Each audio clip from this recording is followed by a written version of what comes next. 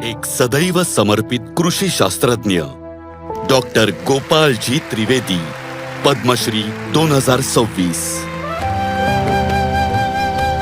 ज्ञानापासून विज्ञानापर्यंतचा हा प्रवास सुरू झाला बिहारमधील मतलूपूर गावात, जिथे 1930 मध्ये एका शेतकरी कुटुंबात त्यांचा जन्म झाला।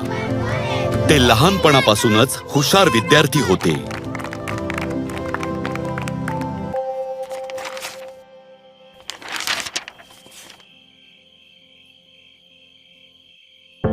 पण जेव्हा 10वीत असताना वडिलांना गमावलं, तेव्हा आर्थिक अडचणींमुळे पुस्तकं सोडून नांगर हाती घ्यावा लागला।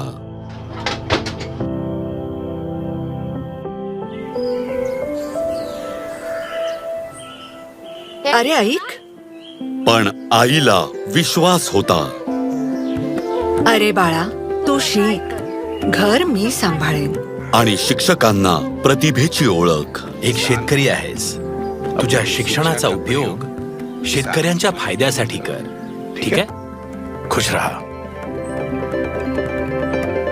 एका पोस्ट कार्डवर प्रवेशाचा अर्ज लिहून पाठवला। पूसा कृषी विद्यापीठाने प्रवेशही दिला आणि शिष्यवृत्तीही। पुढे त्यांनी कृषी विस्ताराचे आपले ध्येय हा PhDचा विषय बनवला। त्यानंतर त्यांनी प्राध्यापक, विश्वविद्यापीठाचे संचालक आणि कुलगुरू ह्यासारख्या पदांवर काम केलं। एक शास्त्रज्ञ म्हणून गोपालजींनी शेती सोपी आणि शेतकऱ्यांना सक्षम करण्यासाठी अविरत प्रयत्न केले। मग एके दिवशी त्यांचं मन म्हणालं, साल आकर गाव नाही तिथे जाते। म्हणूनच सेवानिवृत्तीनंतर शेतकऱ्यांमध्ये राहून त्यांच्या अडचणी सोडवण्यासाठी ते परतले आपल्या गावी मतलूपूरला। विश्वास आणि पीक एका रात्रीत मिळत नाही, वेळ लागला, पण शेतकऱ्यांचा विश्वास जिंकला स्वतः शेतकरी बनून। आणि ते म्हणवले गेले शेतकऱ्यांचे मित्र, गावचा माणूस आणि कर्मयोगी। कॅनोपी व्यवस्थापन शिकवून त्यांनी मुझफ्फरपूरमधील लिचीच्या बागांचं उत्पन्न वाढवलं। पाणथळ भागांमध्ये मत्स्यपालन आणि मखाणा, शिंगाडा आधारित शेती विकसित करून त्यांनी शेतकऱ्यांचं उत्पन्न वाढवलं।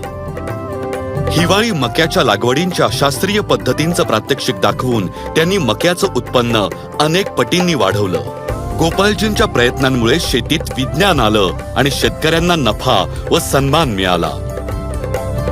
त्यांचे त्रिवेदी पारिख स्केल ज्याप्रमाणे आज कृषी क्षेत्रातील बदल मोजण्यासाठी जागतिक स्तरावर स्वीकारलेलं मानक आहे, त्याचप्रमाणे ते स्वतः कृषी जगतातील निस्वार्थ परिश्रमाचे एक आदर्श बनले आहे। फुलाचा सुगंध फक्त त्याची ओळख नाही, त्याचा सुगंध तर मुळांशी असलेल्या नात्यात असतो। डॉक्टर गोपालजी त्रिवेदी, पद्मश्री 2026। कोटी कोटी नमस्कार।